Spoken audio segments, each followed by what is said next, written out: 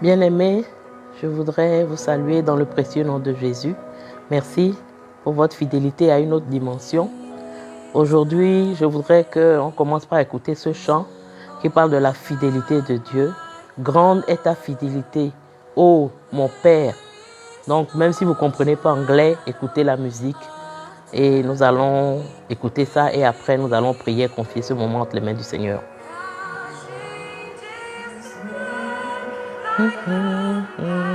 Je te fais not, great thou hast been, nor ever will be.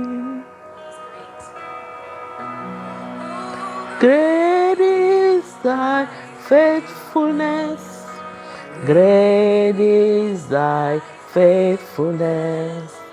Morning by morning, new mercies I see. All I have needed, thy hand hath provided. Great is thy faithfulness, O Lord, to me. Le chant dit, grande est ta fidélité. Seigneur, tout ce dont j'avais besoin, ta main a pourvu. Chaque matin, matin après matin, je vois ta miséricorde à mon endroit. Seigneur, ce soir, nous voulons te dire merci. Parce que matin après matin, jour après jour, tu renouvelles tes bontés à notre égard. Comme pouvait le dire Jérémie, tes compassions ne sont pas épuisées. Mais chaque matin, tu les renouvelles. Aujourd'hui encore, tu as renouvelé ta fidélité. Tu as renouvelé tes compassions. Tu nous as démontré combien tu étais bon. Et nous voulons, à la fin de cette journée, te dire infiniment merci. Oui, grande est ta fidélité. Ta fidélité envers nous, tes enfants. Même lorsque nous sommes infidèles, toi tu demeures fidèle. Oui, ta fidélité est grande, Seigneur. Ta fidélité est incomparable. Ta fidélité est quelque chose que nous ne pouvons pas comprendre, tellement elle est grande. Chaque matin, matin après matin, nous voyons de nouvelles choses que tu accomplis dans nos vies. Nous voyons de nouveaux miracles. Nous voyons de nouvelles manifestations de ton amour. Oui, Seigneur, tu as pourvu à tous nos besoins. Grande est ta fidélité. Et je veux t'élever, je veux te magnifier pour cela. Oui, ta fidélité est grande, Seigneur. Ta fidélité est grande envers une autre dimension. Ta fidélité est grande envers chacun d'entre nous qui t'écoutons, qui sommes à ton écoute ce soir. Et je prie, Seigneur, que tu utilises ma bouche pour parler à tes enfants. Que, Seigneur, tout ce qu'il avait, dont il avait connaissance, tout ce qu'il savait et qui n'est pas conforme à ta pensée, que toutes ces mauvaises pensées, toutes ces fausses pensées soient renversées ce soir dans leur vie et que ce soit toi, ce que tu penses, ce que tu as créé, ce que tu as établi, ta volonté qui se manifeste dans leur vie. Oui, nous allons parler d'un sujet dont le diable s'est emparé pour tromper tes enfants, pour leur donner de mauvaises conceptions. Mais nous prions que la lumière du Saint-Esprit jaillisse dans les cœurs ce soir, que ta lumière s'élève pour que tes enfants comprennent ce que tu attends d'eux par rapport à ce thème. Que ton nom soit béni, que ton nom soit loué. All I have needed, thy hand hath provided. Great is your faithfulness, Lord, unto me. Alléluia. Bienvenue, bienvenue, bienvenue à une autre dimension. Comme je vous l'avais promis, aujourd'hui nous allons parler de l'abstinence sexuelle. Je vais commencer par définir. Ensuite, je vais vous partager 7 vérités concernant l'abstinence sexuelle. Et après, pour terminer, je vais vous partager 7 raisons pour lesquelles nous devrons nous abstenir sexuellement avant le mariage. Alléluia. Donc l'abstinence sexuelle, c'est quoi? C'est le fait de vivre en se privant volontairement de toute pratique sexuelle en dehors du mariage. Donc, c'est ce dont on va parler parce qu'il y a plusieurs formes d'abstinence. Même dans le mariage, l'abstinence sexuelle peut être une pratique de contraception. Il y a certains couples qui s'abstiennent sexuellement dans les périodes fertiles pour ne pas avoir d'enfants. Ce n'est pas ce dont je vais parler. C'est l'abstinence sexuelle de quelqu'un qui n'est pas marié. Quelqu'un qui n'est pas encore dans les liens du mariage. Et j'ai dit, c'est le fait de vivre en se privant volontairement de toute pratique sexuelle. J'insiste sur pratique sexuelle. Parce que pratique sexuelle, ce n'est pas seulement relation sexuelle. Il y a d'autres formes de pratiques sexuelles. Il y a la masturbation, il y a le fait de regarder des films porno, toutes ces choses-là, tout ce qui est lié au sexe, mais qui n'est pas dans le cadre du mariage, c'est ce que je veux, ce que j'entends par pratique sexuelle. Le mot que la Bible emploie, c'est le mot pornéa en grec, et dans la Bible, c'est traduit par impudicité, par fornication. Voilà, impureté. C'est tout ce qui tourne autour de ces choses-là et qui se pratique en dehors du mariage. C'est ce qu'on appelle le fait de ne pas s'abstenir, ou bien le fait de s'abstenir, c'est de ne pas faire toutes ces choses-là en dehors du mariage. Donc, quelques vérités. Aujourd'hui, là, je suis dans cette vérité et cette raison. La première vérité qu'il faut connaître, parce qu'il faut bien comprendre le contexte, parce ce dont je me suis rendu compte, c'est que tous ces sujets qui sont importants, le diable pervertit leur compréhension et nous empêche de saisir vraiment l'idée de Dieu. Et c'est important de comprendre ce que Dieu veut pour pouvoir lui obéir. Donc la première vérité, c'est que ce qu'il faut savoir et qui est vrai, c'est que nous ne devenons pas sexués lorsque nous nous marions. Donc il faut faire la différence entre le fait d'être un être sexué et d'avoir une sexualité active. Ce que Dieu dit, c'est qu'il nous a créés comme des êtres sexués, mais notre sexualité ne doit s'activer que dans les liens du mariage. Donc ça, c'est important à comprendre. Parce que la deuxième vérité qui vient après cela, c'est que la sexualité est une bonne chose.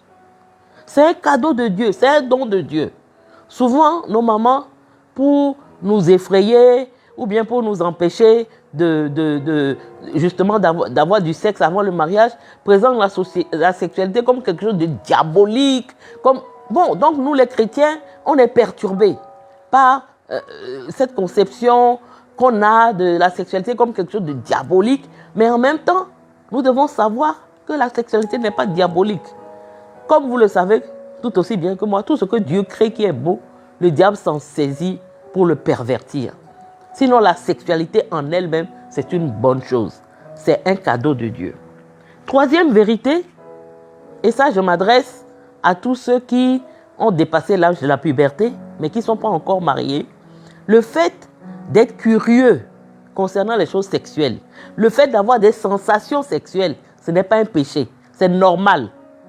Parce que tu es un être sexué, c'est normal en tant que garçon de sentir des choses dans ton corps, d'avoir ce qu'on appelle des pollutions nocturnes, d'avoir toutes ces choses. En tant que jeune fille, c'est normal qu'au moment vers le 14e jour, ton désir augmente parce que c'est la période d'ovulation des femmes. Donc ça, c'est des choses qu'il faut connaître et qu'il faut prendre pour quelque... Ça aussi, c'est bon. C'est Dieu qui t'a créé comme ça. Moi, j'ai toujours posé, ces derniers temps en tout cas, je pose cette question à Dieu. Pourquoi, alors que, par exemple, moi, je ne suis plus mariée, je suis veuve, pourquoi je continue à avoir des désirs? Normalement, tu dois éteindre ça. Pourquoi un adolescent qui ne doit pas encore entrer dans une sexualité active, tu permets qu'il y ait tout ce bouillonnement d'hormones en lui? Pourquoi? Mais Dieu a voulu comme ça. Moi, je ne sais pas. Je ne sais pas pourquoi il a voulu comme ça, mais ce n'est pas parce que tu n'es pas sexuellement actif ou bien tu n'as pas le droit d'être sexuellement actif que tu n'as pas de sensations. Ça, c'est une vérité aussi à connaître. Ce n'est pas diabolique. Ce que tu ressens dans ton corps là, ce n'est pas le diable. Ce n'est pas des démons. Ce n'est pas mari de nuit. Ce n'est pas femme de nuit. C'est des choses qui sont normales quand on entre dans la puberté, quand on arrive à un certain âge, de ressentir toutes ces choses-là. Quatrième vérité, c'est que nous sommes responsables de nos choix et de nos actions dans ce domaine de la sexualité comme dans tous les domaines. Dieu ne nous a pas programmés. Dieu nous a donné le choix. Il a dit, je place devant toi la vie et la mort. Mais je te conseille de choisir la vie. Dans le domaine sexuel, tu es responsable. Faut pas, tu vas dire non, le désir est trop fort. Aujourd'hui, là, on peut pas, en tout cas, c'est impossible de résister à cette tentation. C'est faux. Tu as le choix. Et tu peux choisir de résister à tout ce que tu ressens, de ne pas aller plus loin, de te garder pur jusqu'au mariage. C'est possible. Si Dieu te le demande, c'est que c'est possible. Et les ressources pour y arriver se trouvent en lui. Cinquième vérité, et c'est ce que j'ai dit tout à l'heure, mais je vais le répéter, c'est que Dieu a fait en sorte que le cadre dans lequel on peut apprécier véritablement les relations sexuelles, c'est le cadre du mariage. Pour pratiquer effectivement la sexualité, on a besoin d'être dans le cadre du mariage. Vous savez, il y a une vérité importante qui est liée à cette vérité-là. C'est qu'il y a une différence entre avoir un rapport sexuel et puis faire l'amour. Un homme peut aller voir une prostituée, il va avoir un rapport sexuel avec elle. Mais le plaisir qu'il va ressentir, ça n'a rien à voir avec le plaisir qu'un homme et une femme qui s'aiment, qui sont dans le cadre du mariage, qui vivent un amour vrai. Ce qu'ils ressentent lorsqu'ils ont des rapports, lorsqu'ils font l'amour, ça n'a rien à voir avec ce que toi tu ressens quand tu te masturbes ou bien quand tu vas chez une prostituée ou bien même quand tu commets l'adultère. Ça n'a rien à voir. Le plaisir qu'on peut ressentir dans le cadre du mariage, le vrai plaisir que Dieu a prévu, ça n'a rien à voir avec les choses que le diable te fait miroiter et puis tu tombes. Non, ça n'a rien à voir. Et en fait, c'est toujours ça avec le diable. La bonne chose que Dieu te demande de respecter certaines règles pour avoir, lui va te dire, oh, laisse tomber toutes ces règles-là. Fais, tu vas avoir du plaisir. Mais c'est un faux plaisir. C'est un plaisir, toi-même après, tu es malheureux. Pour peut-être 5 minutes d'extase, tu vas passer des jours et des jours à te morfondre, à te sentir éloigné de Dieu parce que tu t'es pas comporté correctement. Donc, en tout cas, je vous encourage, ceux qui n'ont pas encore touché à ça, là, ne touchez pas. Attendez le bon moment, le moment de Dieu. Parce que quand on a un rapport sexuel, c'est deux corps qui vont ensemble. Mais quand on fait l'amour, mari et femme, là, ce n'est pas deux corps seulement. C'est deux êtres. Et vous savez que en tant qu'être humain, nous sommes esprit, âme et corps. Donc, c'est deux esprits qui vont ensemble. C'est deux âmes qui vont ensemble. C'est deux corps qui vont ensemble. Et cette intimité-là, ça n'a rien à voir avec ce qu'on appelle intimité physique, ce qu'on appelle plaisir sexuel. Et je dis deux corps, deux esprits, deux âmes, deux corps, parce que la sexualité est aussi spirituelle. Parce que dans ce domaine-là, comme dans tous les autres domaines de notre vie, Dieu est présent. Et Dieu veut être réjoui par ce que nous faisons. Même aujourd'hui, même beaucoup de chrétiens, ils pensent qu'une fois qu'ils ont éteint la lumière dans leur chambre, Dieu n'est plus là. Dieu est là, il vous voit, il sait ce que vous faites. Et ce que vous faites doit réjouir son cœur. Et Dieu est intéressé par ce qu'on fait en tant que mari et femme. Comment on arrive à avoir une intimité qui ne soit pas seulement physique, mais qui soit émotionnelle, qui soit spirituelle. Parce que ce que nous comment je peux dire, ce que nous faisons, ça témoigne de l'union de Christ avec son Église. C'est ça, l'apôtre Paul dit, c'est un mystère. Donc Dieu est intéressé par l'intimité de ses enfants. Et il ne prend part à cette intimité. Il veille à ce que cette intimité-là soit ce qu'elle doit être. Vous savez, dans la Bible, quand Adam et Ève se sont mariés, on a dit après que Adam connut Ève. Le mot qui est employé pour connaître dans ce passage-là, c'est le même mot qui est employé pour dire connaître Dieu. C'est une connaissance profonde, mystérieuse, une connaissance qui nous enveloppe tout notre être et qui nous fait aller dans des profondeurs que nous ne pouvons pas imaginer. Donc ce que Dieu a créé sacré, ce que Dieu a créé beau, ce que Dieu a créé pour notre plaisir, il ne faut pas le gaspiller, il ne faut pas le galvauder, il ne faut pas en faire quelque chose qui n'a pas de valeur. La sexualité est sacrée, elle a beaucoup de valeur et c'est une bonne chose. Dieu a dit, réjouis-toi avec la femme de ta jeunesse. Dieu a créé la sexualité pour le plaisir de l'homme, mais il a tracé un cadre qui est celui du mariage pour que cette sexualité-là s'épanouisse. Aujourd'hui, on n'a pas beaucoup de temps, mais peut-être si vous posez des questions, je pourrais revenir. Le cadre dans lequel la sexualité peut s'épanouir et épanouir ceux qui la pratiquent, c'est un cadre fixé par Dieu et il y a des niveaux de sécurité que tu dois avoir avant d'entrer dans ce... Je prends simplement la sécurité de lieu. Souvent, quand des fiancés, ou même parfois même pas des fiancés, ont leur premier rapport, c'est où? En cachette, dans le noir, quelque part, en train de se précipiter pour faire les choses. Dieu ne veut pas. Dieu veut te donner un cadre sécurisé, qui est le mariage, pour pouvoir expérimenter cela. Je pense qu'avec vos questions, je pourrais développer davantage cet aspect. La sixième vérité, c'est que nous devons, lorsque nous sommes célibataires, donc pas encore mariés, nous devons apprendre à gérer notre sexualité. Et non pas à l'étouffer. Parce que c'est ça, parfois, dans le milieu chrétien, c'est ce qu'on fait. On veut l'étouffer, on veut nier cette sexualité. Ce qui fait que, en fait, plus on l'étouffe, plus on le nie, plus il y a comme effet boomerang, où il revient maintenant et il te tape en pleine figure. Et puis tu te demandes, mais comment j'ai pu tomber dans ce piège? Comment j'ai pu en arriver là? Il ne faut pas nier. Vous savez, moi, de nature, je suis quelqu'un de très pudique. Mais j'ai décidé que pour ces questions-là, je vais parler. Parce que le diable maltraite trop, surtout nous les chrétiens, dans ce domaine, parce qu'on dit non, c'est tabou, il y a des choses dont on ne peut pas parler dans l'église, il y a des choses dont on ne peut pas parler à l'église. Alors que ça tue, ça nous tue, parce que c'est des choses dont on ne parle pas à l'église, mais des choses qui nous intéressent, des choses qui nous importent, des choses qui occupent une grande place dans nos vies. La sexualité occupe une grande place dans nos vies, c'est comme l'argent. Pourtant l'argent on en parle. Pourquoi on ne parlerait pas de la sexualité? Il faut en parler dès l'adolescence. Commencer à parler à nos adolescents pour leur dire, tu dois gérer ta sexualité. Et comment? Et trouver des techniques. Et discuter pour trouver des techniques pour gérer sa sexualité. Ça existe. Les techniques existent. Dieu ne nous laisse pas, comment je peux dire, dépourvus de moyens pour lui obéir. Si tu décides d'obéir à Dieu, il va te donner les moyens de lui obéir.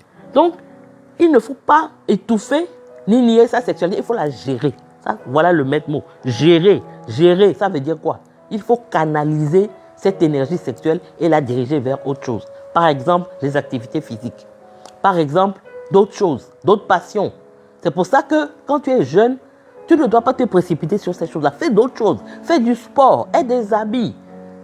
Passionne-toi pour Dieu, passionne-toi pour le théâtre. Je ne sais pas quoi, mais trouve des occupations et ne te concentre pas sur ces choses-là et ça va te créer des problèmes. Donc il faut gérer, pas nier, pas étouffer, pas faire comme si je ferme les yeux là, ça va disparaître. Ça ne va pas disparaître.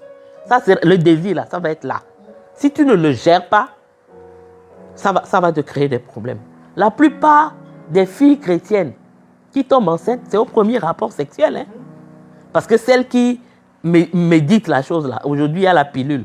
Si tu veux vraiment aller avec un garçon sans tomber enceinte, là, tu le peux. Mais c'est souvent des jeunes filles qui se disent, oh, ça ne va jamais m'arriver.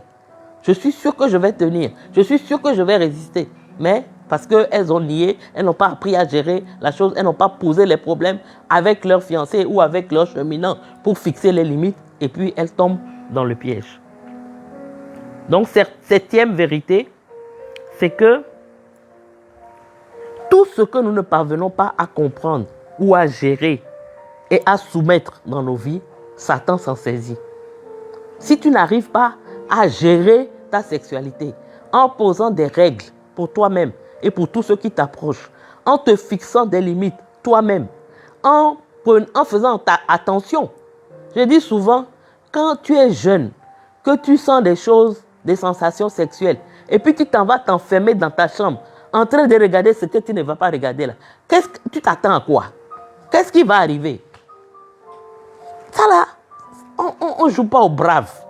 L'énergie sexuelle là, c'est il semble que c'est l'instinct sexuel est l'instinct le plus fort après l'instinct de vie. Donc il ne faut pas jouer avec. Il ne faut pas t'amuser avec. Il faut le gérer. Et pour le gérer, il faut être ferme. Il faut avoir des décisions fermes. Il faut poser des limites fermes. Il y a des choses que tu ne dois pas regarder. Il y a des films que tu ne dois pas regarder. Il y a des livres que tu ne dois pas lire. Il y a des choses que tu ne dois pas regarder sur ton portable. Aujourd'hui, vous êtes plus exposés que nous. Moi, je me rappelle à l'époque, quand on voulait lire Union. Union, c'est une revue sexuelle qui parle de sexualité. La honte même déjà d'aller chez le vendeur pour acheter Union là, ça fait que tu ne lis pas. Mais aujourd'hui, vous vous cachez, il suffit de faire un clic sur votre smartphone, là où vous ne devez pas arriver, vous êtes déjà arrivé là-bas. Donc il faut être encore plus vigilant. Il faut être encore plus, il faut te dire que ce domaine-là, je vais le gérer. Parce que si je n'arrive pas à le gérer, je vais laisser la place à Satan pour pouvoir utiliser ça contre moi. Il utilise pour lui-même son compte, mais c'est contre toi. C'est pour te détruire, c'est pour t'enfoncer. C'est pour te permettre de gaspiller le temps que tu as, temps de jeunesse que tu dois consacrer à connaître Dieu, avoir une relation profonde avec Dieu. Tu vas le consacrer à ces choses-là et après, ça va te suivre. Ça va créer des addictions, ça va créer des tas de problèmes dans ta vie. Et c'est ce que lui cherche. Donc, il ne faut pas lui laisser cette capacité-là. Donc, voilà les 7 vérités. Maintenant, je parle aux 7 bonnes raisons de pratiquer l'abstinence sexuelle. La première raison, celle qui devrait normalement nous suffire, c'est que Dieu nous le dit. Souvent, les jeunes me demandent, mais c'est écrit où? C'est écrit où dans la parole de Dieu qu'on devra s'abstenir? C'est écrit où? Ce n'est pas écrit comme ça, en toutes lettres comme ça. Mais vous savez, la Bible, c'est des principes. Et quand on comprend les principes de la Bible, après, on peut les appliquer et les adapter à nos situations. Mais je vais vous lire quelques versets rapidement qui parlent quand même de ce que Dieu dit. D'abord, le premier verset se trouve dans Exode. Exode chapitre 20, les versets 14 à 17. Exode 20, 14 à 17. Tu ne commettras pas d'adultère. Tu ne commettras pas de vol. Tu ne porteras pas de faux témoignages contre ton prochain. Verset 17. Tu ne convoiteras pas la maison de ton prochain. Tu ne convoiteras pas la femme de ton prochain, ni son serviteur, ni sa servante, ni son bœuf, ni son âne, ni rien qui soit à ton prochain. Ça, c'est par rapport à l'adultère. C'est écrit noir sur blanc. Dieu dit, tu ne commettras pas l'adultère. L'adultère, c'est quoi? C'est d'avoir des relations sexuelles en dehors du mariage avec quelqu'un qui est marié. Vous pouvez être tous les deux mariés, ou bien un seul est marié, c'est de l'adultère. Ensuite, nous allons dans le Nouveau Testament, 1 Corinthiens 6. Après les autres passages, je vais juste vous les donner, on ne va pas les lire, mais on va lire 1 Corinthiens 6. Il y a plusieurs versets là-bas qui m'intéressent. 1 Corinthiens, chapitre 6, nous allons lire d'abord le verset 9. Peut-être on va lire...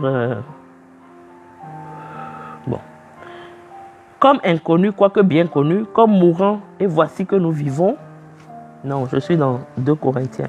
Excusez-moi. 1 Corinthiens, chapitre 6, le verset 9. Ne savez-vous pas que les injustes n'hériteront pas le royaume de Dieu? Ne vous y trompez pas. Ni les débauchés, ni les idolâtres, ni les adultères, verset 10, ni les dépravés, ni les homosexuels, ni les voleurs, ni les cupides, ni les ivrognes, ni les insulteurs, ni les accapareurs n'hériteront le royaume de Dieu. Débauchés, adultères, dépravés, tout ça là, c'est ce dont nous parlons. 1 Corinthiens 6, verset 13. Les aliments sont pour le ventre et le ventre pour les aliments. Et Dieu détruira l'un comme les autres. Mais le corps n'est pas pour l'inconduite. Il est pour le Seigneur et le Seigneur pour le corps. Verset 18 de toujours 1 Corinthiens 6. Fuyez l'inconduite. Quelque autre péché qu'un homme commette, ce péché est extérieur au corps. Mais celui qui se livre à l'inconduite pêche contre son propre corps. Amen. Les autres passages, je vous les donne, vous allez aller les lire. Éphésiens 5, verset 3, Galates 5, verset 19, Colossiens 3, verset 5. Tout ça là, ça parle d'impureté, d'impudicité. Toutes ces choses ne devront pas faire partie de la vie d'un enfant de Dieu. Donc, première raison pour laquelle il faut pratiquer l'abstinence sexuelle, c'est que Dieu nous le dit. Il y a beaucoup d'autres versets. Dieu nous le dit, c'est clair. Dans Genèse 2, 24, il est dit que l'homme quittera son père et sa mère, s'attachera à sa femme et les deux deviendront une seule chair.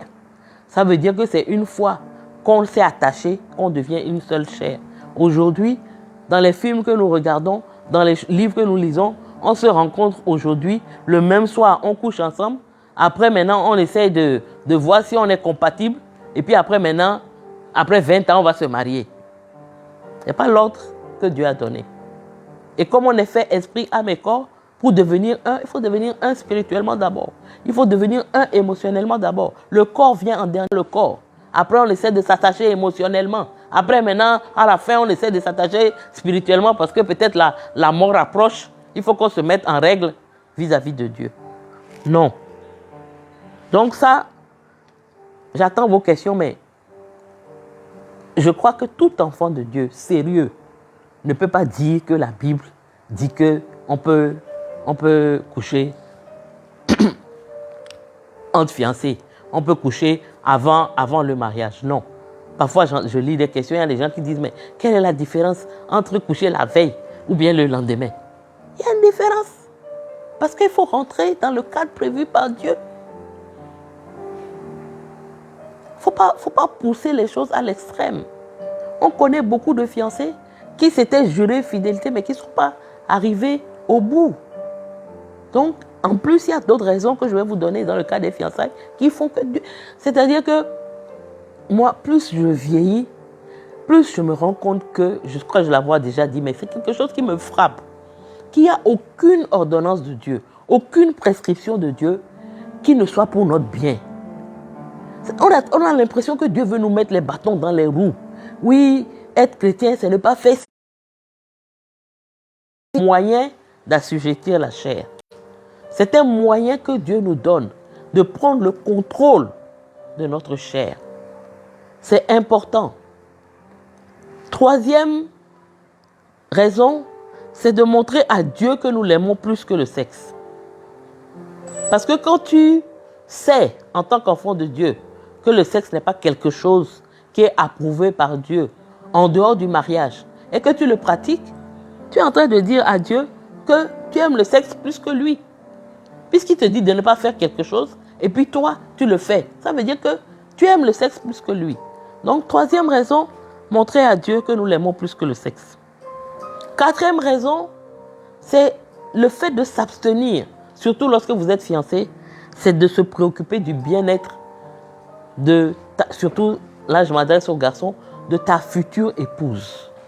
Supposons qu'elle tombe enceinte. Supposons que, je ne sais pas, parfois même, elle ne tombe pas enceinte. Mais comme pour elle, c'était important de rester vierge jusqu'au mariage, le fait que vous soyez tombé, ça la détruit.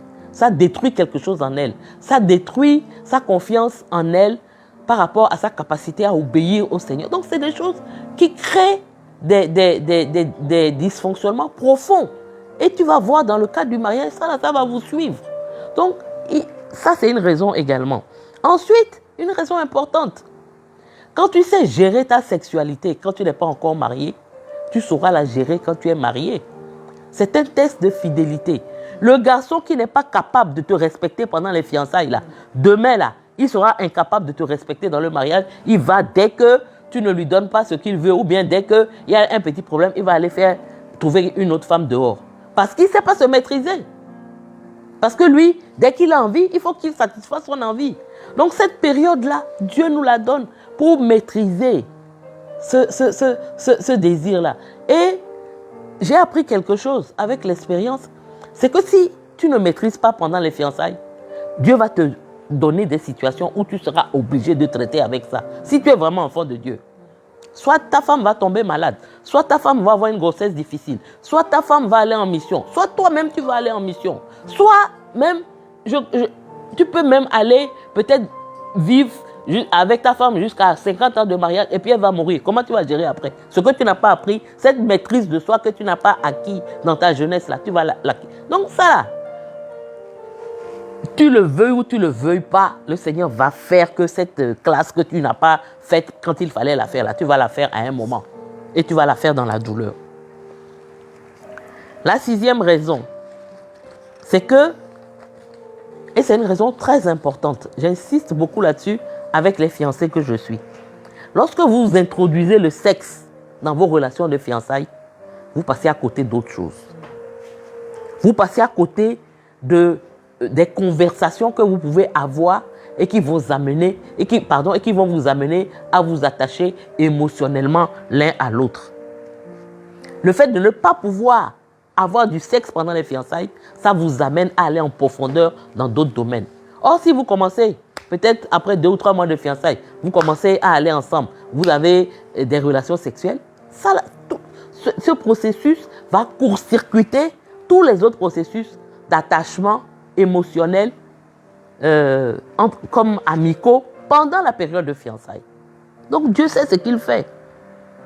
Il faut que la période de fiançailles serve à intensifier l'intimité émotionnelle. Comme ça, dans le mariage, lorsque l'intimité physique va s'ajouter, là, vous pouvez effectivement bien profiter de votre mariage. Ce que je disais tout à l'heure, il y a des hommes qui ne savent pas manifester à leur femme ce qu'on appelle l'affection non sexuelle. Or, c'est quelque chose que les femmes aiment. Une femme, elle n'a pas envie que dès que, par exemple, elle fait un petit geste pour montrer l'amour à son mari, tout de suite, ils s'enflamment et puis ils veulent passer aux choses sérieuses.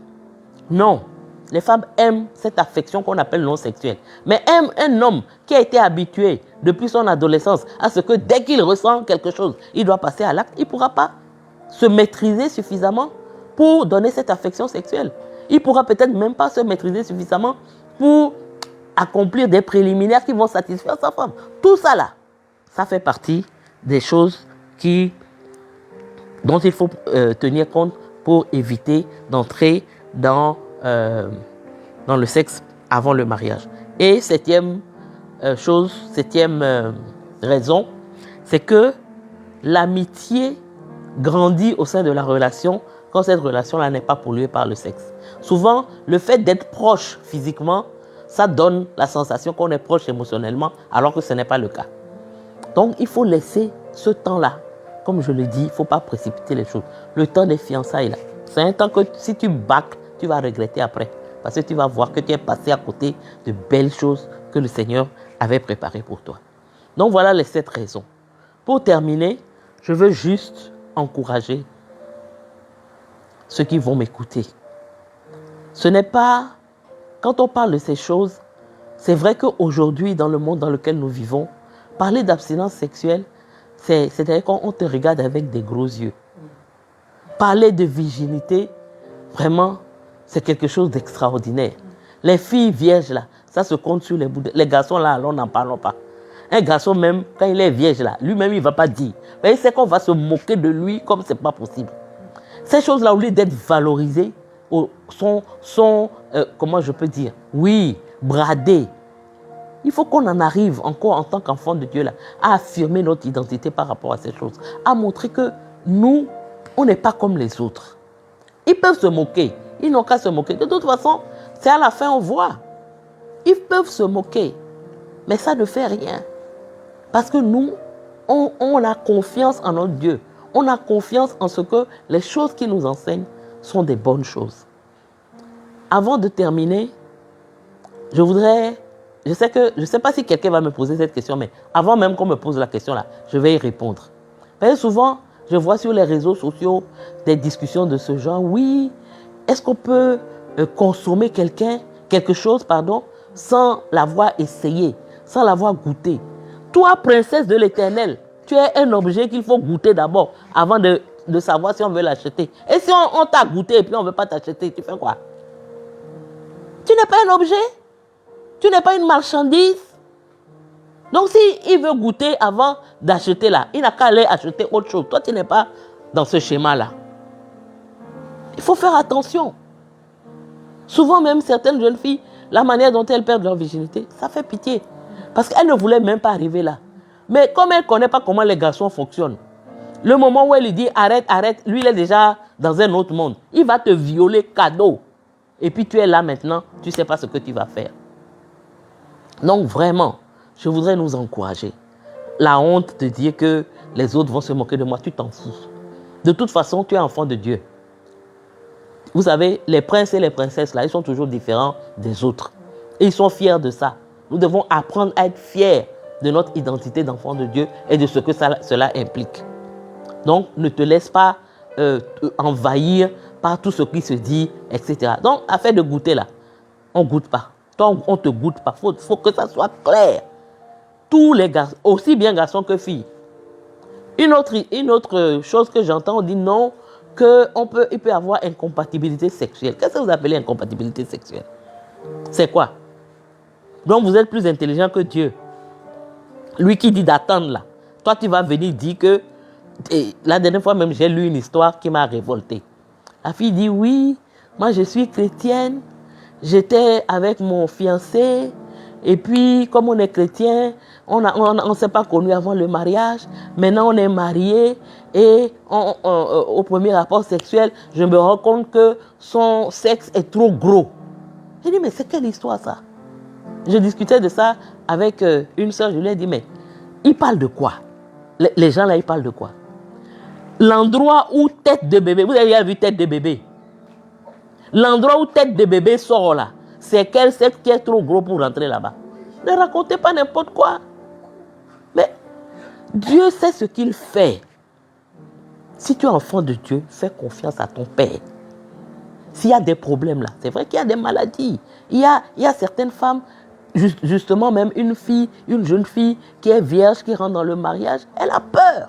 Donc elle peut se contracter, elle peut, tout ça. Mais c'est tout ça qu'il faut que nous enseignons à nos jeunes lorsqu'ils se marient. Une fille qui s'est gardée, comme je dis, quand elle a su gérer sa sexualité, c'est pas quand elle rentre dans le mariage premier jour et puis tout chose. Il faut un temps pour qu'elle s'épanouisse, que la sexualité, telle que Dieu a créée, parce qu'elle a pris le temps de se préserver. Donc c'est pas du jour au lendemain. Mais tout ça là, c'est Dieu qui vous aide à avancer. L'expérience montre même que une jeune fille qui s'est gardée, c'est pas les premiers mois là qu'elle va connaître le plaisir. C'est pour ça que Dieu laisse le temps aux gens qui sont mariés de se connaître, de prendre ce temps-là pour se connaître. Si toi, tu connais trop, en tant que mari déjà, la jeune fille, là, même si elle est vierge, il faudra apprendre à la connaître. Et il ne faut pas croire que les femmes que tu as connues, là, ta femme est comme ça. Chaque femme est unique. Donc, je vais m'arrêter là. Mais je voudrais encourager quelqu'un qui a écouté cette émission et qui se dit, je suis déjà tombé. Comment je peux faire? Dieu, il est fidèle, il est miséricordieux. Si tu te répands sincèrement, même si tu n'as plus ta virginité physique, Dieu va faire que tu vas redevenir vierge. Mais il faut te repentir sincèrement, il faut accepter de tourner la page et de désormais marcher comme Dieu le veut. Si vous êtes un couple marié et que vous vous êtes rendu compte que vous avez désobéi à Dieu et certainement vous en payez les conséquences aujourd'hui dans le mariage, il faut prendre un temps pour demander pardon à Dieu. Et puis là aussi, il y a des choses qu'on fait pour pouvoir, en quelque sorte, ce qu'on conseille, je dis ça brièvement, mais si quelqu'un est dans le cas, vous pouvez écrire, on va vous répondre, mais vous pouvez être marié, mais justement, vous allez vivre l'abstinence maintenant dans le mariage pour essayer de rattraper ce que vous avez mal fait pour que le Seigneur permette que votre sexualité soit épanouie. Donc vraiment, j'ai beaucoup parlé aujourd'hui, mais ça en valait la peine parce que c'est un sujet personnellement qui me tient beaucoup à cœur. Et je pense que c'est un sujet important pour nous les enfants de Dieu parce que ces questions-là créent trop de dégâts parmi nous, parmi les jeunes, parmi les plus vieux aussi. Et si nous faisons confiance au Seigneur, il nous aidera et nous pourrons vivre la chasteté jusqu'au mariage et nous aurons une sexualité épanouie dans le mariage. Que le Seigneur vous bénisse. Nous allons prier pour terminer. Seigneur, merci parce que je crois, j'ai la certitude que tu as parlé au cœur de tes enfants qui étaient disposés. Permets, Seigneur, qu'aucun ne sorte de cet enseignement avec un esprit de culpabilité.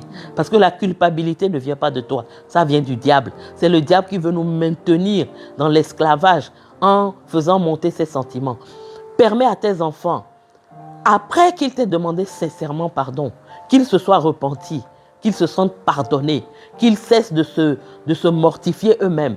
Et ceux qui ne croient pas qu'ils sont en train de pécher, qu'ils ne croient pas qu'ils sont en train de faire quelque chose qui est mal à tes yeux. Saint-Esprit, c'est toi qui donnes la conviction du péché. Convainc-les de péché et donne-leur d'arrêter pour pouvoir t'obéir, Seigneur.